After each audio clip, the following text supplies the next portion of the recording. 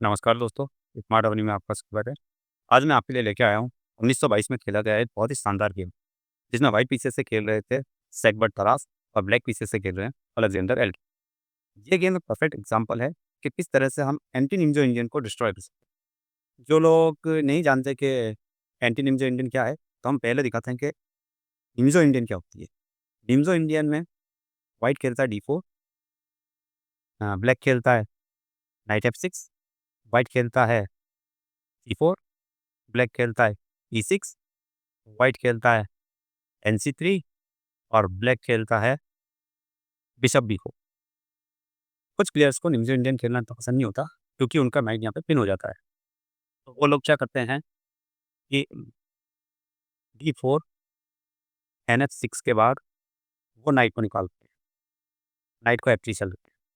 अब क्या होता है कि E6 के बाद C4 के बाद यहाँ पर बिशप से इनका नाइट पिन नहीं होता, बिशप चलने पर इनका नाइट पिन नहीं होता और वो अपना गेम इजीली कंटिन्यू कर सकते हैं।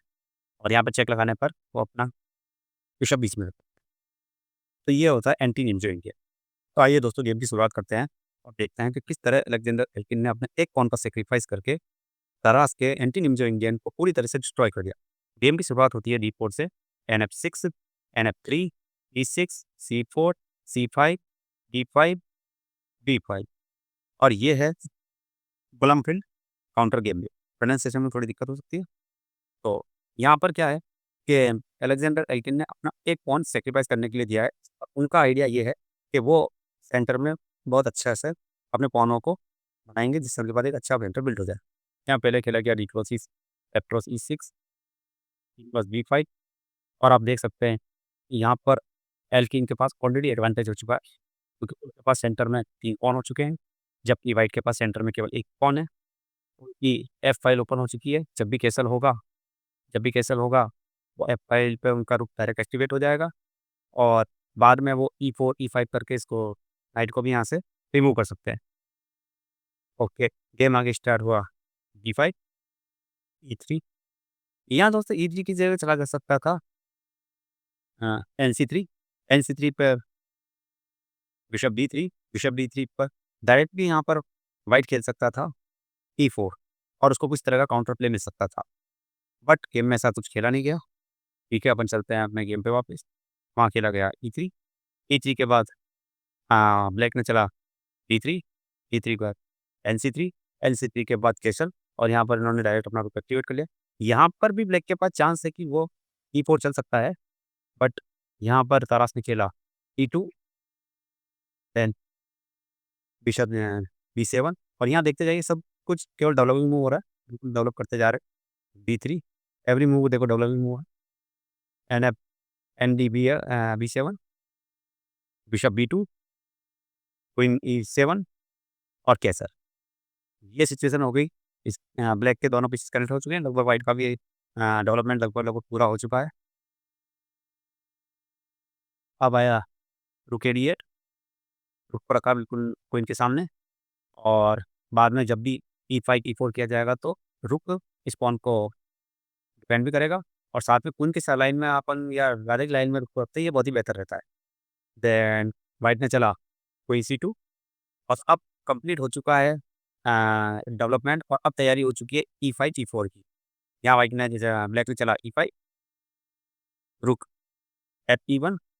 यहाँ वाइट का आइडिया है कि जब भी ब्लैक E5 चलेगा तो वो अपने नाइट का मैनूवर करेगा D2 से F1 और जो ये पॉन वीक होने वाला है H2 का, उसको ये वाया F1 से प्रोटेक्ट करेगा, क्योंकि यहाँ पर E5 होते ही बिशप का लाइन खुल जाएगी, नाइट भी यहाँ जंप करने वाला है और ये H2 पॉन काफ़ी वल्नरेबल हो जाएगा। अब आया E4 और यहाँ ब्लैक ऑलरेडी विनिंग पोजीशन में आ चुका है। नाइट गया D2 पर, 2 के बाद यहाँ पर देखो अलेक्जेंडर एल्की का गेम बहुत ही फ्लो में आ रही है मूव है। E4 चलने के बाद E5 स्क्वायर नाइट के लिए ओपन हो गया है। नाइट E5 के बाद नाइट D1 का आइडिया है कि वो अपने F2 स्क्वायर जो कि F2 पॉन जो कि वीक हो गया है, रुक के यहाँ जाने से उसको प्रोटेक्शन के लिए लाया। तो नेक्स्ट मूव अभी नाइट FG4 और यहाँ साथ ही रुक का और क्वीन का रास्ता ओपन हो गया। एक-एक मूव बिल्कुल सीक्वेंस में आ रही है और गेम बहुत ही ईज़ी होता जा रहा है, बहुत ही एडवांटेजेस है ब्लैक के लिए। अब देखते जाइए ब्लैक का अटैक किस तरह से बिल्ड होता जा रहा है। उन्होंने कैप्चर किया जी4 को, फिर से कैप्चर आया जी4 पे, नाइट F1 और यहाँ देखिए व्हाइट ब्लैक के लगभग सभी पीसेस बहुत ही एक्टिव हैं। अगर कंपेयर करें तो व्हाइट के पीसेस से, व्हाइट के पीसेस ओनली डिफेंस कर रहे हैं और बैक रैंक पे पहुँच चुके हैं। लेकिन अ, व्हाइट ने काफ़ी अच्छा डिफेंस किया है। यहाँ अपन देख सकते हैं कि व्हाइट के राजा के सामने के आके के तीनों पॉन्स और व्हाइट ने प्रेशर बना रखा है। अब ब्लैक ने चला क्वीन को जी5 से। आइडिया ये है कि वो जी2 पॉन जो ज़्यादा वल्नरेबल है क्योंकि बाकी पॉन्स को व्हाइट के पीसेस डिफेंड कर रहे हैं और जी2 थोड़ा वल्नरेबल है, तो उसपे अटैक बढ़ाने का एलेक्जेंडर का आइडिया है। यहाँ ब्लैक का आइडिया सिंपल है, नाइट को एस6 पे लाना है, F5 पे लाना है, फिर F4 पे लाना है और जी2 पॉन पर प्रेशर क्रिएट करना है। ये चीज़ को व्हाइट ने महसूस कर लिया और व्हाइट ने प्लान बनाया कि वो पहले H3 चलेगा, किंग को H1 चलेगा, नाइट को H2 चल के उनको जीवन लाकर इस जी2 पॉन को प्रोटेक्ट करेगा। पर अलेक्जेंडर एल्किंग के दिमाग में तो कुछ और ही चल रहा था। उन्होंने कुछ और ही सोच रखा। यहाँ व्हाइट ने चला H3, ब्लैक ने चला H6, व्हाइट ने चला किंग H1 और ब्लैक ने चला अ, नाइट F5 और नाइट H2 के बाद यहाँ अलेक्जेंडर एल्किन ने चला D4 और आप वीडियो पॉज़ करके सोच सकते हैं कि क्या ई क्रॉस D4 किया जा सकता है? ओके, आई थिंक आप लोगों ने सोच लिया होगा। यहाँ ई क्रॉस D4 इतना अच्छा नहीं है क्योंकि ई क्रॉस D4 के बाद ब्रिलियंट मूव आती है E3। यहाँ पर अब व्हाइट क्या कर सकता है? अगर वो नाइट क्रॉस E3 करने की कोशिश करता है, देन आ जाएगा नाइट क्रॉस E3 और एफ क्रॉस E3 के बाद क्वीन G3 और यहाँ वन मूव चेकमेट का थ्रेट है, जिसको अवॉइड करना इतना ईज़ी नहीं होगा। अगर व्हाइट नाइट F3 चलने की ट्राई करता है, तो यहाँ सिंपली रुक क्रॉस F3 आ जाएगा, जी क्रॉस F3 के बाद बिशप क्रॉस अ, बिशप क्रॉस F4 आ जाएगा सॉरी बिशप क्रॉस F3 आ जाएगा और बिशप क्रॉस F3 के पास केवल व्हाइट के पास क्वीन ही रखने का ऑप्शन होगा और क्वीन रखने के बाद ये चेकमेट हो जाएगी। और अगर E3 चलने के बाद लाइक व्हाइट ट्राई करने की कोशिश करता है रुक G1 देन NF3 देन आ जाएगा NG3 चेक और एफ क्रॉस G3 फोर्स और नाउ क्वीन क्रॉस G3 और यहाँ वापस से चेकमेट को रोकना इतना ईज़ी नहीं होगा।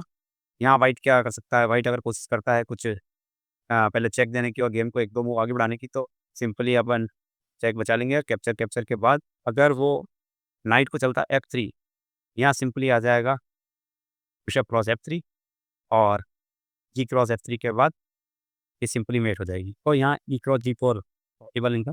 तो गेम में चलते हैं। गेम में D4 के बाद व्हाइट ने चला अम, बिशप को C1। उसका आइडिया है कि अगर अम, डी पॉन से ई क्रॉस किया जाता है तो वो अपने बिशप को F3 करने की कोशिश करेगा और यहाँ पर आया D3, D3 के बाद क्वीन C4 चेक को सेव किया H8 पे, फिर आया bishop B2, night G3 check. यहाँ पर नाइट को कैप्चर करना पॉसिबल नहीं है क्योंकि नाइट कैप्चर करने के बाद आएगा क्वीन क्रॉस G3 और नाइट G4 अगर चलने की कोशिश करता है white, then queen cross E1 को खाने के बाद ये चेकमेट हो जाएगी। तो यहाँ पर G3 को खाना पॉसिबल नहीं है, तो व्हाइट ने चला किंग G1, किंग G1 के बाद आया sorry bishop D5, bishop D5 के बाद क्वीन कहाँ जा सकती है?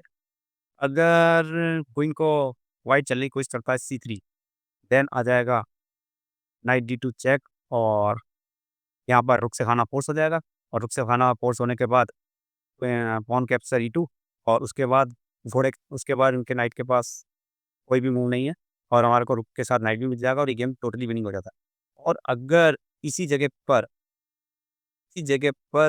व्हाइट चलता है queen C1, white queen C1 चलने की कोशिश करता है, then again same move check के साथ हम क्वीन खा रहे हैं, खाना फोर्स हो जाएगा रुक से और रुक कैप्चर के बाद नाइट अगर यहाँ मूव होने की कोशिश भी करता है तो भी ये गेम नाइट के हाथ से ब्लैक के हाथ से काफ़ी तरह से स्लिप हो चुका है।